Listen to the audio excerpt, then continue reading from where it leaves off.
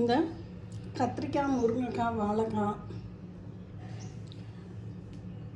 சிறுகிழங்கு, சக்கரவள்ளி கிழங்கு, கருணக்கிழங்கு எல்லாம் போட்டு ஒரு பொரியல் எப்படி பண்ணுறதுன்னு பார்ப்போம் வாங்க.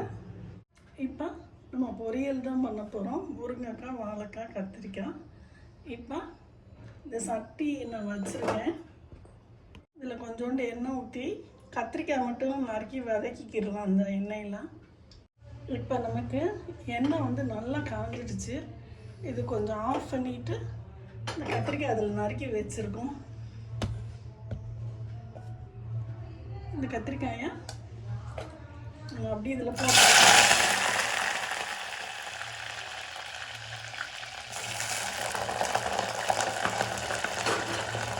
தம்ம வெடிக்குங்கிறதுனால தான் நம்ம அடுப்பு ஆஃப் பண்ணோம். பற்ற வச்சு நல்லா வதக்கி எடுத்து வச்சுக்கணும்.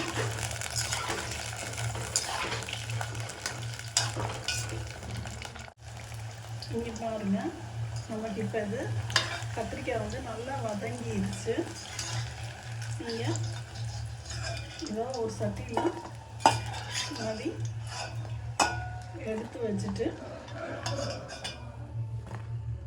இந்த மாதிரி ஓப்பனாக வைக்காமல் இதுக்கு ஒரு மூடி போட்டு அந்த மாதிரி மூடி வச்சுருங்க. அந்த எண்ணெயை வேறு இதில் ஊற்றிடணும். அடுப்பு ஆஃப் பண்ணிட்டேன். இப்போ இந்த சட்டியிலே இது வந்து தண்ணி, எண்ணெயெல்லாம் நம்ம ஊற்றியாச்சு. தண்ணி ஊற்றி கொதிக்கட்டும். இப்போ இதில் இப்போ முருங்கைக்காயை போட்டுக்கணும். கொதிச்சிட்டு இருக்கிறதுக்குள்ளே நம்ம வாழைக்காயை நறுக்கிட்டு வந்துடலாம். இப்போ அந்த முருங்கைக்காய் கொதிக்குது. அந்த வாழைக்காய் நறுக்கி வச்சுருக்கேன், இதை போட்டுருவோம்.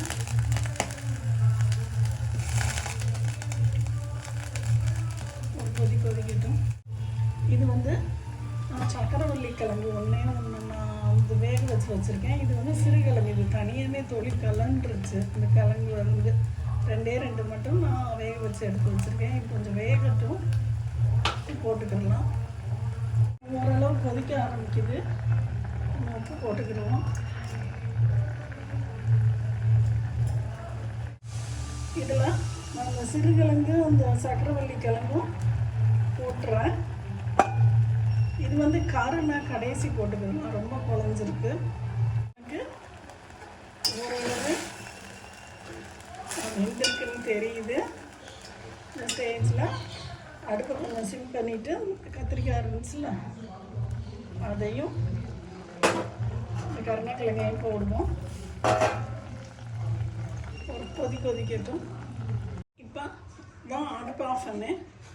இப்போ பார்ப்போம்.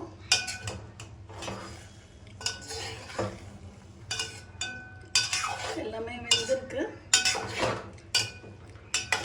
இதில் நம்ம தேங்காய் போட்டுக்கிடலாம்.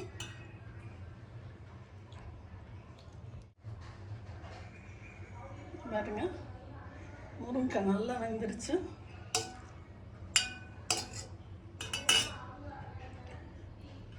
வாழைக்காயும் நல்லா வெந்துருச்சு. கத்திரிக்காய் ஏற்கனவே நம்ம வதக்கி தான் வச்சுருந்தோம். நல்லா வெந்துருச்சு. இதில் இப்போ தேங்காய் போட்டுக்கிடலாம்.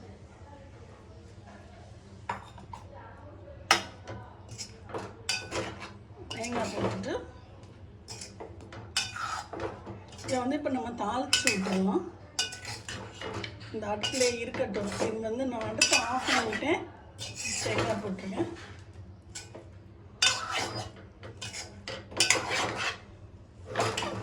இதில் வேணால் நீங்கள் மஞ்சப்பொடி போட்டுக்கிடலாம்.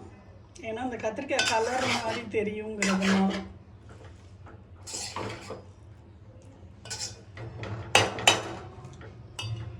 சட்டி வச்சு அடுப்பு ஆன் பண்ணியிருக்கேன். சிம்மில் வச்சுட்டு கொஞ்சோண்டு இந்த கத்திரிக்காய் வதக்கின எண்ணெய் இருக்குல்ல, அதே கொஞ்சோண்டு ஊற்றி உளுந்து ஒரு 2 மிளகாயை கட் பண்ணி போட்டுருங்க.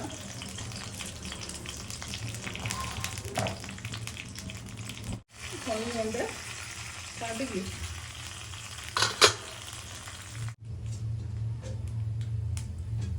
இப்போ இப்போ நமக்கு கடுகு வெடிச்சிருச்சு, உளுந்து செவந்துருச்சு. அடுப்பை ஆஃப் பண்ணிவிட்டு கருவேப்பிலை போட்டுருங்க.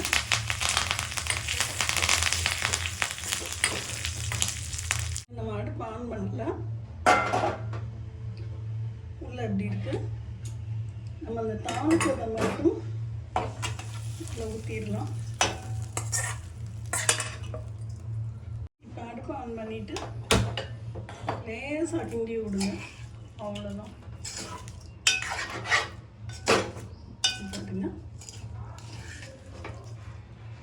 இதுக்கு மேலே உப்பு பத்தலைன்னு தெரிஞ்சிச்சுன்னா கொஞ்சம் நைஸ் உப்பு சேர்த்துக்கோங்க. அவ்வளோதான்.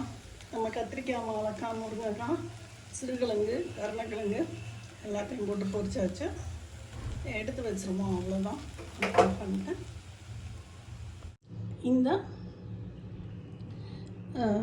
கத்திரிக்காய், முருங்கைக்காய், வாழைக்காய், இந்த மாதிரி நாட்டுக்காய், நம்ம இங்கிலீஷ் பீன்ஸ் காய் கூட சேர்த்து போட்டுக்கலாம். நான் இன்றைக்கி சிறுகிழங்கு, சக்கரவள்ளிக்கிழங்கு, கருணக்கிழங்கு போட்டிருக்கேன்.